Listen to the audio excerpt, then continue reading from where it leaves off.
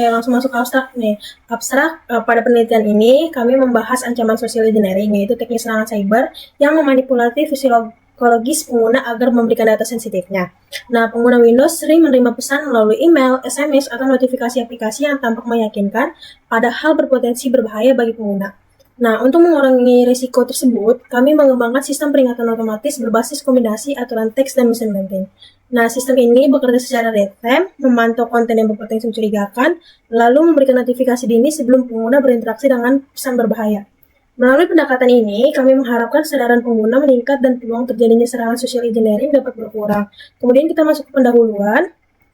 Nah, dengan kemajuan teknologi yang memudahkan aktivitas sehari-hari, namun juga menghadirkan ancaman baru, dalam keadaan digital, salah satu ancaman yang paling sering terjadi adalah social engineering. Nah, di mana pelaku memanfaatkan ketidaktahuan pengguna untuk memperoleh informasi sensitif. Nah, banyak pengguna Windows masih belum menyadari risiko terjadinya berinteraksi dengan tautan atau pesan mencurigakan. Hal ini yang dapat menyebabkan kehilangan data pribadi, pencurian identitas, hingga akses ilegal ke sistem. Kemudian, oleh karena itu, diperlukan sebuah sistem yang mampu mendeteksi ancaman sejak awal dan memberikan peringatan yang mudah dipahami. Sistem yang kami kembang dan rencanakan ini dirancang untuk memonitori konten online secara otomatis dan memberikan edukasi singkat kepada pengguna, sehingga mereka dapat mengenali tindakan berisiko sebelum terjadinya kerugian. Dengan adanya sistem ini, kami mengharapkan keamanan pengguna meningkat, literasi digital membaik, dan terbentuk kebiasaan yang lebih aman dalam menghadapi ancaman cyber. Pada bagian metode penelitian, penulis menjelaskan alur kerja penelitian yang digunakan untuk membangun sistem anti-social engineering pada Windows. Metode ini terdiri dari 4 komponen utama, yaitu pengumpulan data, instrumen penelitian, metode pengujian, dan tahapan penelitian. Tahap pertama adalah pengumpulan data. Pada penelitian ini, data yang digunakan berasal dari 2 jenis pesan, yaitu pesan normal dan pesan yang mengandung unsur rekayasa sosial. Contohnya seperti pesan phishing, permintaan OTP palsu, tautan mencurigakan, hingga pesan dengan nada urgensi yang tinggi. Pengumpulan data ini mengikuti metode penelitian sebelumnya, di mana setiap pesan diklasifikasikan menjadi 2 kategori utama, normal dan mencurigakan. Klasifikasi ini menjadi dasar yang sangat penting untuk memastikan sistem dapat membedakan pola komunikasi aman dan pola yang berpotensi mengandung ancaman. Setelah data terkumpul dan terklasifikasi, langkah selanjutnya adalah memproses data tersebut menggunakan beberapa instrumen penelitian. Instrumen-instrumen inilah yang membentuk logika deteksi pada sistem, mulai dari pembersihan teks, pemindaian konten, hingga analisis resiko. Dengan instrumen ini, sistem dapat menilai setiap pesan dan memberikan peringatan secara real-time. Instrumen pertama adalah pre-processing text, yaitu proses pembersihan data sebelum dianalisis. Nah, tahap ini meliputi mengubah seluruh karakter menjadi huruf kecil, menormalkan atau menyederhanakan URL, memecah teks menjadi kata-kata, serta menghapus kata-kata umum yang tidak memiliki makna penting. Nah, tujuannya untuk memastikan sistem membaca teks secara konsisten, sehingga pola-pola berbahaya lebih mudah dikenali. Instrumen berikutnya menggunakan metode berbasis aturan. Pada bagian ini, sistem memanfaatkan kata kunci tertentu seperti OTP, verifikasi, kode rahasia, atau klik link, dan ekspresi reguler untuk mendeteksi format mencurigakan, misalnya kode OTP 6 digit, nomor rekening, atau pola URL tertentu. Jika pesan mengandung kata kunci atau pola yang sesuai dengan kriteria, sistem otomatis menandai sebagai pesan berisiko. Selanjutnya, DOM scanner digunakan untuk memindai halaman HTML pada aplikasi berbasis web seperti WhatsApp web atau Messenger. Kita lanjut ke analyzer engine, berfungsi sebagai mesin deteksi utama. Komponen ini akan membandingkan isi pesan dengan daftar kata kunci mencurigakan, pola URL berbahaya, dan daftar hitam domain. Selanjutnya, penelitian ini menggunakan penyimpanan lokal atau local storage untuk menyimpan riwayat deteksi pesan dan daftar hitam kata kunci atau domain. Instrumen terakhir adalah antarmuka pengguna atau user interface. Nah, panel kontrol kecil disediakan langsung di browser agar pengguna dapat melihat hasil deteksi, memeriksa log ancaman, menambah atau menghapus daftar hitam, serta melihat peringatan visual.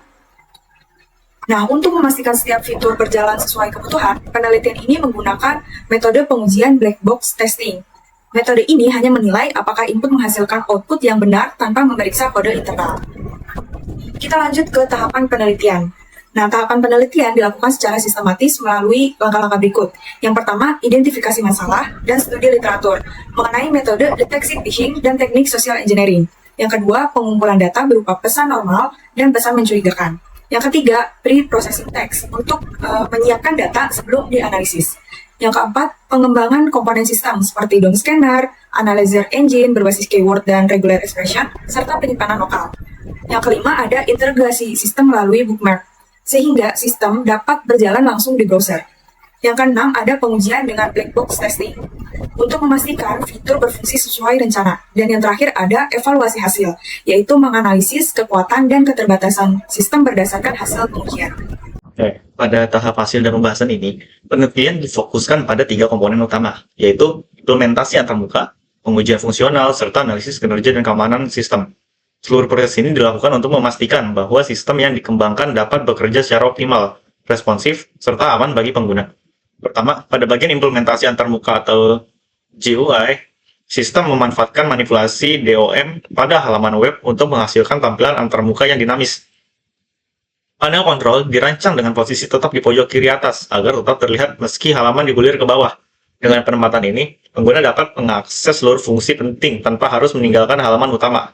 Panel ini berperan sebagai pusat kendali yang menyediakan tombol-tombol operasional seperti pengaturan daftar blacklist, akses log deteksi, tombol untuk memulai dan menghentikan proses pemindaian, hingga fitur pemindaian manual. Nah, desain antarmuka ini memastikan bahwa seluruh fungsi sistem dapat dioperasikan dengan mudah dan tidak mengganggu aktivitas pengguna di website yang sedang digunakan. Nah, selanjutnya, dilakukan pengujian fungsional menggunakan metode black box testing. Oke. Metode ini dipilih karena fokus pada kesesuaian antara input yang diberikan dan output yang dihasilkan, tanpa memeriksa struktur internal kode. Beberapa skenario diuji untuk memastikan setiap fitur berjalan sesuai kebutuhan, seperti deteksi kata kunci bawaan, pencegahan redundansi pada log deteksi, hingga fitur ekspor log ke format CSV. Nah, berdasarkan hasil pengujian, seluruh skenario berhasil berjalan sesuai harapan. Sistem mampu mendeteksi kata kunci, menyimpan blacklist secara persisten, menggunakan local storage, menghindari pencatatan log berulang pada pesan yang sama, dan menghasilkan file ekspor yang rapi.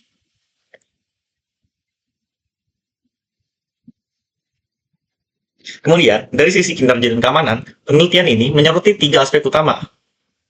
Nah, sistem pemindaian menggunakan interval waktu 5000 ms yang terbukti mampu memberikan respon cepat dalam mendeteksi pesan baru tanpa menimbulkan beban berlebih pada kinerja browser. Selain itu, karena keseluruhan proses berjalan di sisi klien atau di perangkat pengguna sendiri, maka privasi data lebih terjamin. Tidak ada konten pesan yang dikirimkan ke server eksternal, sehingga resiko kebocoran informasi menjadi lebih rendah. Nah, pendekatan ini juga dinilai lebih ampuh dibandingkan menggunakan ekstensi berbasis cloud yang berpotensi mengakses atau menyimpan data pengguna. Namun sistem tetap memiliki keterbatasan pada struktur DOM-nya.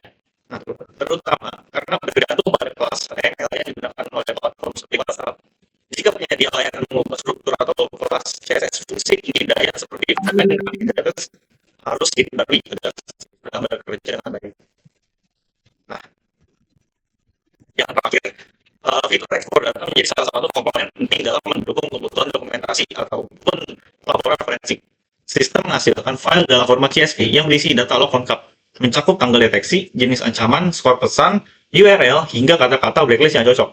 Nah, proses ekspor ini dilakukan melalui pembuatan objek block yang memanfaatkan create object URL sehingga file dapat diunduh tanpa memerlukan server backend. Nah, jadi dengan fitur ini pengguna dapat dengan mudah menyimpan atau mengerahkan bukti terkait aktivitas mencurigakan atau indikasi penipuan digital. Nah, jadi secara keseluruhan, hasil penelitian menunjukkan bahwa sistem mampu memberikan fungsi deteksi akurat, antarmuka yang mudah digunakan, performa yang stabil, dan keamanan data yang lebih terjaga. Nah, hal ini menjadikan sistem layak digunakan sebagai alat pendukung dalam deteksi potensi penipuan atau aktivitas mencurigakan dalam percakapan digital. Pada bagian kesimpulan ini, dapat disampaikan bahwa sistem anti-social engineering yang dibangun pada perangkat Windows menjadi salah satu metode paling efektif dalam mengidentifikasikan berbagai ancaman online, seperti phishing, permintaan OTP palsu, hingga upaya koneksi berbahaya lainnya. Nah, sistem ini bekerja dengan menganalisis pola teks, kata kunci tertentu, serta ketidakteraturan pesan menyimpang dari karakteristik komunikasi normal. Melalui pendekatan berbasis aturan, sistem tidak hanya mampu mendeteksi ancaman tradisional, tetapi juga fleksibilitas untuk mengenali pola-pola ancaman baru yang terus berkembang. Nah, salah satu kekuatan utama sistem ini terletak pada mekanisme peringatan real-time yang muncul segera setelah ancaman terdeteksi. Nah, peringatan tersebut tidak hanya berfungsi sebagai tanda bahaya, tetapi juga sarana edukasi bagi pengguna. Informasi yang ditampilkan membantu pengguna memahami alasan sebuah pesan dianggap berbahaya, dan memberikan gambaran mengenai potensi ancaman yang sedang dihadapi. Dengan demikian, sistem ini tidak hanya melindungi pengguna dari risiko langsung, tetapi juga meningkatkan pemahaman dan kesiapan mereka menghadapi serangan berbasis rekayasa sosial. Nah, keunggulan lainnya adalah sifat sistem yang client-side dan tidak memerlukan server eksternal, atau bisa kita sebut serverless. Nah, seluruh proses analisis dilakukan secara lokal pada perangkat pengguna, sehingga privasi data jauh lebih terjaga. Selain itu, proses pemindaian dapat dilakukan lebih cepat karena tidak bergantung pada koneksi jaringan untuk mengirim dan menerima data dari server. Dari sisi penggunaan, antarmuka yang sederhana dan interaktif membuat pengguna dapat dengan mudah memantau hasil deteksi, mengatur data backlist, hingga mengekspor log ancaman untuk keperluan dokumentasi maupun pelaporan. Secara keseluruhan, solusi ini diharapkan mampu meningkatkan kesadaran masyarakat terhadap ancaman social engineering, serta menjadi langkah awal dalam menciptakan lingkungan digital yang lebih aman.